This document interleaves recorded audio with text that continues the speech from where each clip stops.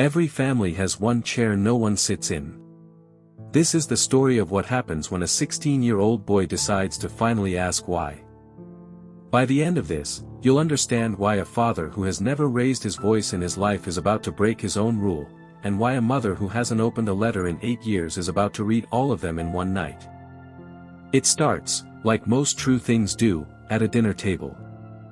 The Whitfield Haddad house sat on a quiet street in Dearborn, Michigan, the kind of block where porch lights came on at the same time every evening and nobody thought twice about it. Inside, the smell of Ziader chicken and roasted potatoes drifted from the kitchen into the dining room, where 3 places were set at a round wooden table. There was a 4th chair. It sat against the wall, pushed back, empty. Nobody mentioned it. Nobody ever did. David Whitfield, Dave, to everyone who knew him, set down a basket of bread and glanced, just briefly, at that chair before taking his seat. It was a habit so old he barely noticed himself doing it anymore. Across from him, his wife Layla adjusted her hijab and called toward the stairs. "Adam. Dinner." Footsteps. A boy of 16 came down 2 at a time, dark curly hair, hazel eyes that moved between his mother's and his father's like he hadn't decided which to keep. He dropped into his seat, said nothing about the empty 4th chair either. He never did. But tonight, his eyes lingered on it half a second longer than usual. Dave noticed. He always noticed the things his son didn't say. "Long day?" Dave asked. "Fine," Adam said, too quickly, and reached for the bread. Layla caught her husband's eye across the table. A small, silent conversation passed between them, the kind 16 years of marriage teaches 2 people to have without words. "Something's off with him." "I know. Give it time." They didn't know yet that time was the one thing about to run out. For most of Adam's life, this table had worked the way the whole family worked, by careful, loving balance.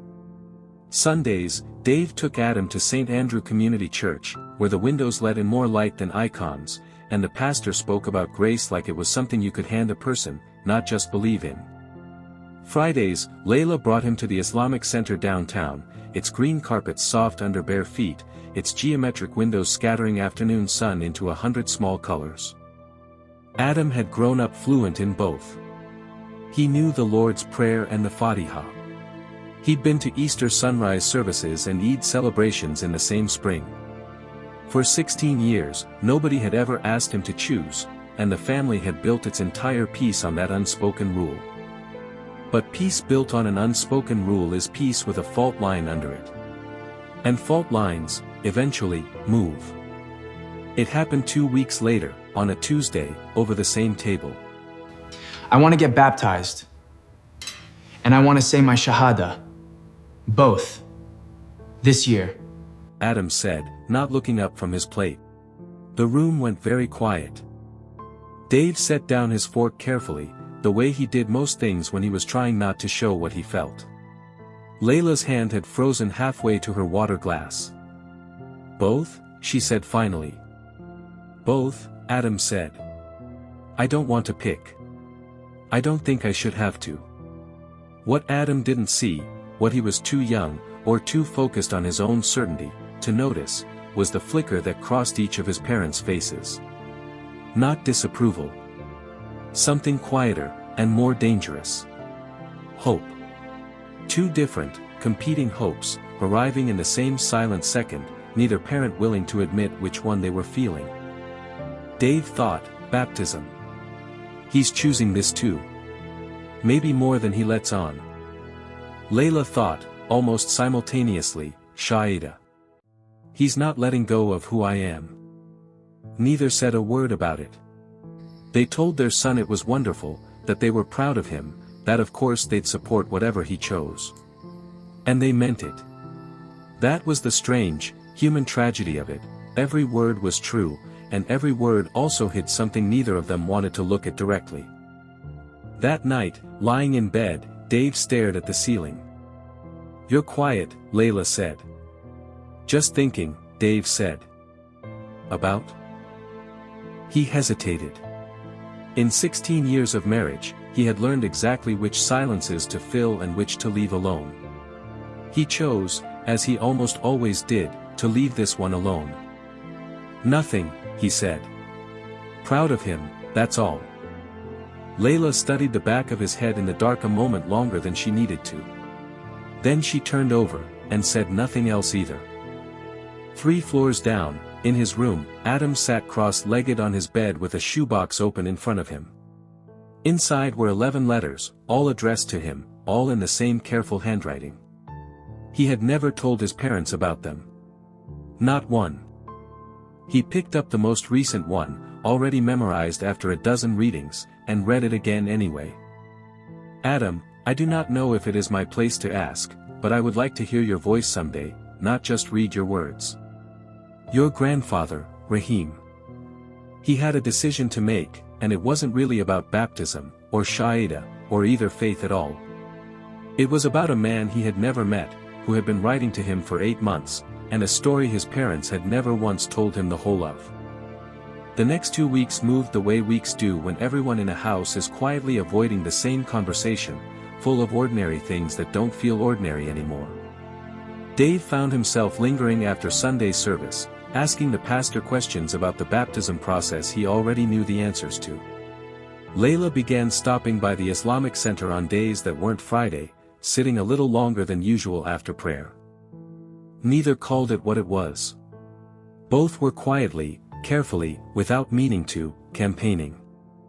It came out sideways, the way most fights about big things do, through something small. "I was thinking," Dave said one evening, loading the dishwasher, "maybe Adam and I could sit down together and go through what baptism actually means. Not to push him. Just so he understands it fully." "He already understands it," Layla said. "He's grown up in that church." "I know. I just meant. You meant you want more time with him on it than I'm getting on mine." Dave straightened. "That's not what I meant. Isn't it?"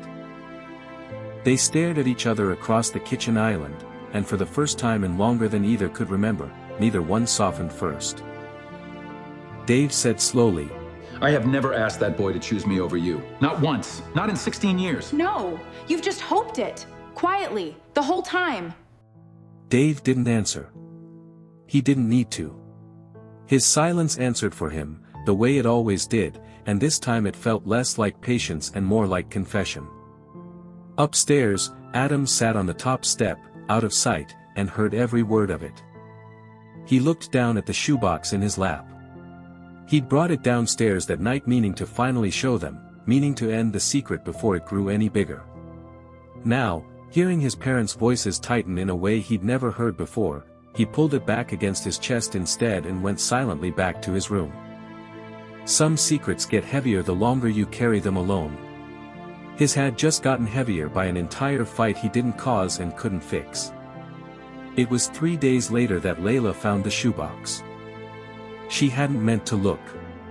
She'd gone into Adam's room to collect laundry, and the box had simply been sitting on the bed, lid askew, one envelope half out of it. She recognized the handwriting before she'd even picked it up.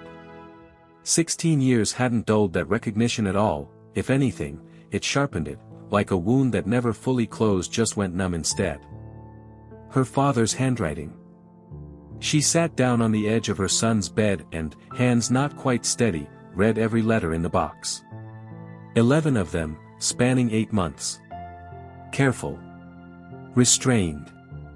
A man clearly terrified of saying too much, or too little, or the wrong thing entirely, asking about Adam's school, his interests, whether he still liked baseball, whether he might, someday, want to meet. Not one mention of the marriage. Not one word of judgment. Not even, she realized with something like disbelief, one word of apology, because an apology would have required explaining what he was apologizing for, and he seemed to understand that his grandson didn't know the whole story yet, and it wasn't his place to be the one to tell it. In her own dresser, 3 rooms away, sat a drawer she hadn't opened in 8 years. A bundle of unopened envelopes in the same handwriting, tied with a ribbon that had gone slightly stiff with time. She had told herself, once, that not opening them was strength. Sitting on her son's bed now, holding letters her father had written to a grandson he'd never met, she wasn't sure anymore what to call it. She heard footsteps on the stairs and quickly wiped her face before Adam appeared in the doorway. He stopped when he saw the box in her hands. "Mom." "How long?" she asked. Her voice came out steadier than she expected. 8 months, Adam said. "I was going to tell you. I didn't know how." Layla looked down at the letter still open in her lap. "I do not know if it is my place to ask." "He's been writing to you," she said, half to herself. "For 8 months. And he never once," she stopped. "Never once what?" "Nothing," she said, closing the box gently. "Adam, I need you to understand something. What happened with your grandfather, it's complicated. It's not about you." "Then tell me what it's about." She opened her mouth, and found, for the first time in 16 years, that she didn't have a ready answer. Not one that held up under her own son's steady, hazel and brown eyes. That night, after Adam had gone to bed, Layla sat alone at the kitchen table with the drawer of unopened letters finally emptied in front of her. Dave found her there at midnight, envelope spread out like a hand of cards she hadn't decided how to play. He didn't ask. He just pulled out the chair beside her, not the empty fourth one, but his own, and sat down. "I never told you everything," Layla said, not looking up.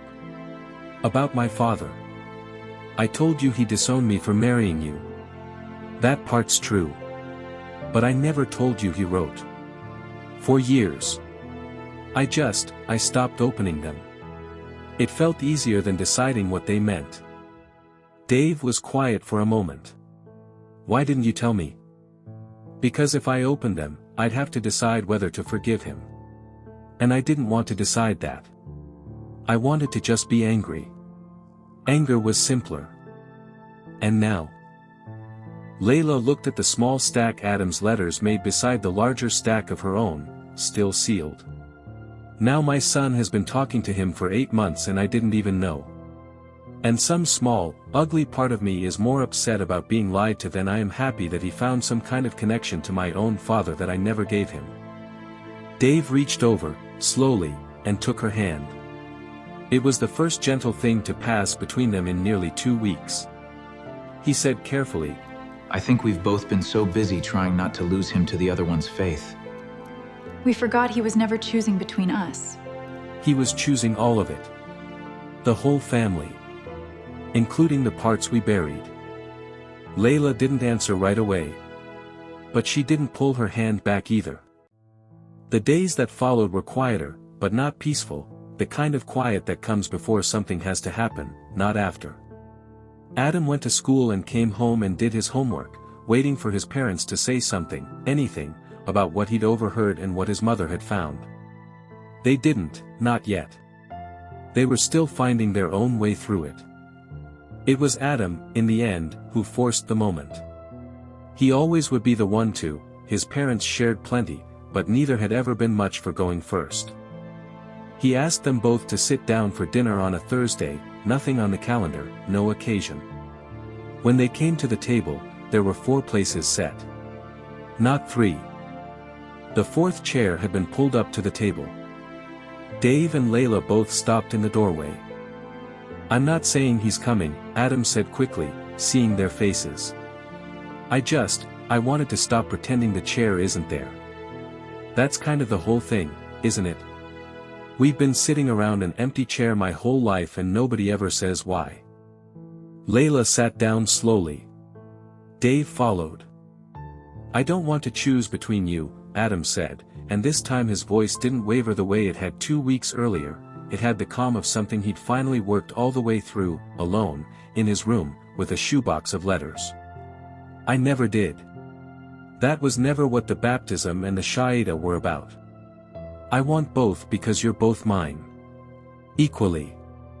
I'm not choosing a side. I don't think there is one." He looked at his mother. "And I found Grandpa's letters because I wanted to know the other empty chair too. Not instead of you. Because of you." Both of you. Layla's eyes filled, and for once she didn't try to stop it. He's been asking about you, Adam said gently. Not about what happened. Just about me.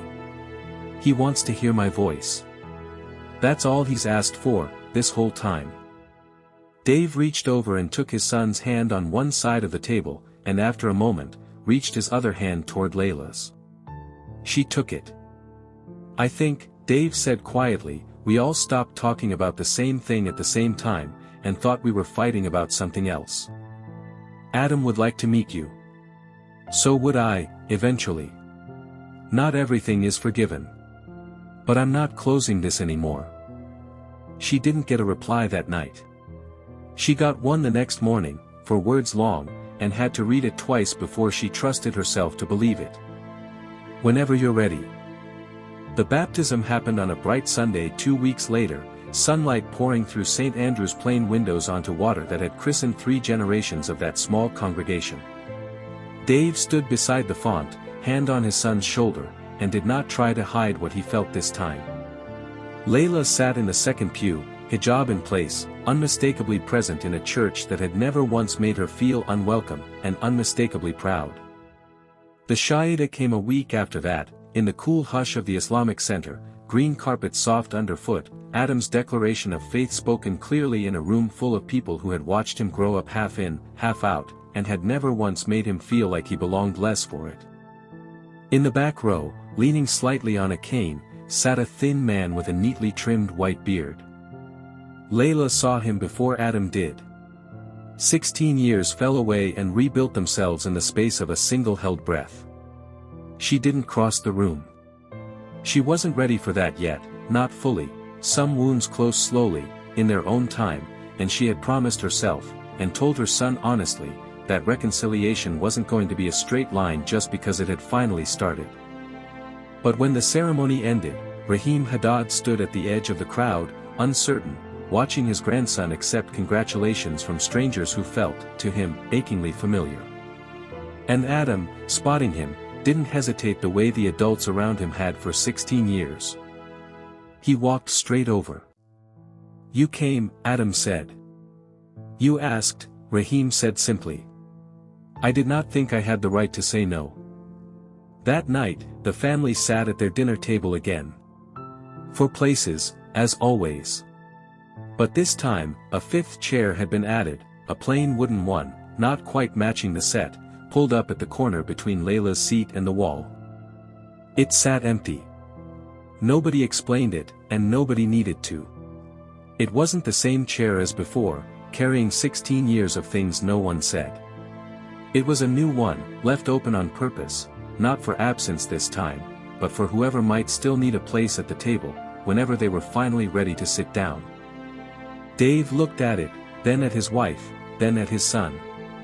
Should we say grace? He asked, an old habit, asked the same as always. Bismillah first, Layla said, the way she always did on her nights. Then yours. Adam smiled, not a big smile, just a small, tired, genuine one, and reached for both of their hands at once. Nobody at that table had resolved anything about God that night. Dave still believed what he believed, and Layla still believed what she believed, and their son was still finding his own way between the two, unhurried, unashamed of taking his time. The theological question the family had spent 16 years quietly avoiding was every bit as unanswered as it had been at the start. But the family question, the one underneath it the whole time, finally had an answer. It had never been about which faith would win. It had only ever been about whether love could hold 2 different truths without either one having to lose. That, it turned out, it could. If you were the empty chair at someone else's table, or if there's an empty chair at yours, what would it take for you to finally pull it in?